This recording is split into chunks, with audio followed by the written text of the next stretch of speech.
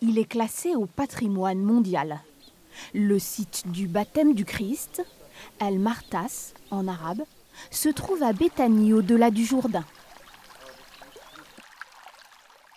Situé sur les rives orientales du fleuve mythique, à 9 km de la mer Morte, au cœur d'une nature sauvage, Jésus de Nazareth y aurait été baptisé par Jean-Baptiste. Jésus est venu de Galilée, Jean-Baptiste vivait ici, il reconnaît immédiatement Jésus comme le Saint-Esprit, le montre du doigt et dit « c'est l'agneau de Dieu ». Depuis quelques mois et après la crise du Covid, les touristes du monde entier sont de retour sur ce site biblique, attirant de nombreux pèlerins, comme Daniel, qui vient du Maryland aux États-Unis, et Nella, qui vient d'Irlande. Je voulais voir où notre Seigneur a été baptisé. Je suis catholique. À travers la religion, on entend toutes ces histoires. Mais d'être ici, sur le lieu du baptême du Christ, c'est vraiment différent. C'est fabuleux.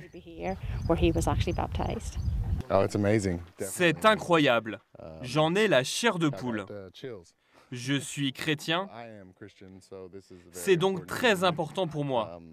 C'est un endroit très spécial. Et voici l'endroit le mieux gardé de ce site sacré pour les chrétiens.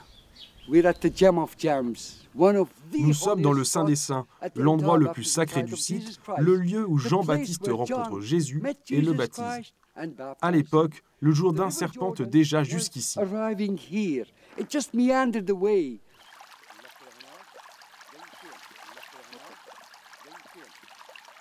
D'après la Bible, Jean-Baptiste vit près de la source du Jourdain, dans une grotte. Il baptise de nombreux croyants ici tout au long des méandres du fleuve. Lorsqu'il rencontre Jésus de Nazareth, il est le premier à le reconnaître comme le Christ. Selon la Bible, Jean-Baptiste vit à l'est du Jourdain, à l'opposé de Jéricho. Au début, il baptise les croyants, puis Jésus à cet endroit précis, ensuite ses frères, Saint-André et Saint-Pierre. C'est le début du ministère de Jésus et de la chrétienté, avec les apôtres qui se rassemblent un par un.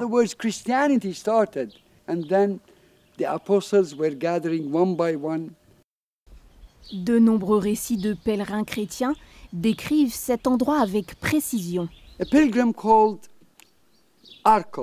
En l'an 670, un pèlerin de France écrit « Si un homme de grande taille descend ces marches, le Jourdain lui arrive à la poitrine en été, recouvre sa tête en hiver et immerge la chapelle du manteau en cas de montée des eaux. » Il ajoute « L'endroit où Jésus a été baptisé se trouve à 9 km de la mer Morte. »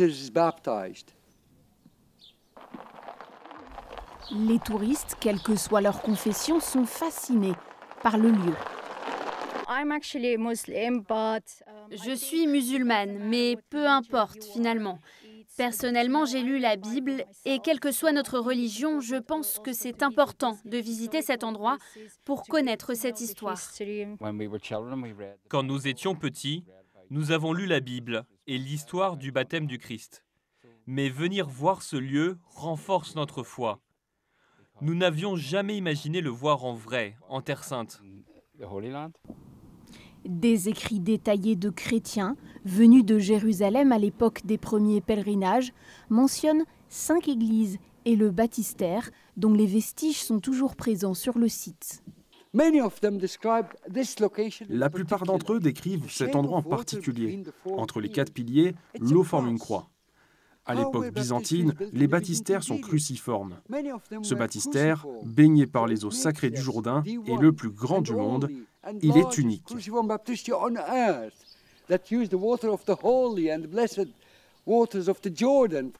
Les visiteurs peuvent parcourir les 700 mètres qui séparent la source du baptistère pour marcher dans les pas de Jean-Baptiste et Jésus.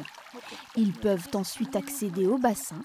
En temps normal, les rives du fleuve accueillent plusieurs centaines de touristes et pèlerins par jour. Mais depuis le Covid, l'activité reprend timidement, comme nous l'explique Amer El Toual. Ces bassins sont spécialement aménagés pour les pèlerins. Ils sont accessibles à n'importe quelle heure de la journée.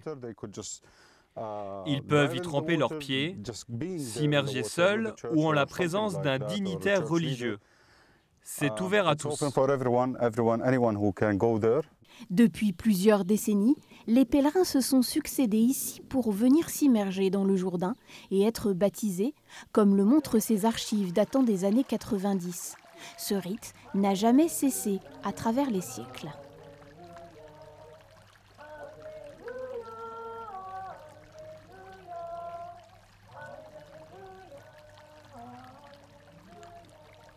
Aujourd'hui, Daniel, notre touriste du Maryland, en rêve lui aussi. Mais les conditions sanitaires liées au Covid l'en empêchent pour le moment. Même si la Jordanie est classée en zone verte, considérée à faible risque. Je suis content que cela soit préservé. J'aurais bien aimé m'y plonger, mais je ne peux pas pour le moment. D'après ce que j'ai lu, je pensais que le fleuve était énorme, mais en réalité, c'est tout petit. Avant 2020, le site du baptême accueillait 170 000 visiteurs par an. Un chiffre qui a chuté de 80% durant la crise du Covid, mais qui repart à la hausse depuis juin dernier, avec notamment un grand nombre de Français. Les Jordaniens espèrent que la tendance se confirmera sur l'ensemble des sites bibliques du pays.